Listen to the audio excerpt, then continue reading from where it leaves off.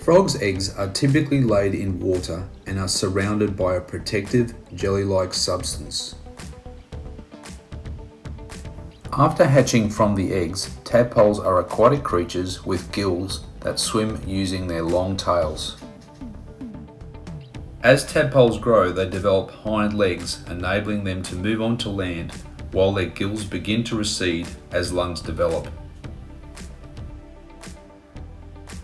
At this stage, the tadpole's tail starts to shrink and front legs emerge, allowing it to start its transition to a land-dwelling lifestyle. Fully developed, the frog has absorbed its tail and is equipped with all four limbs, enabling it to live on both land and in water, completing its metamorphosis.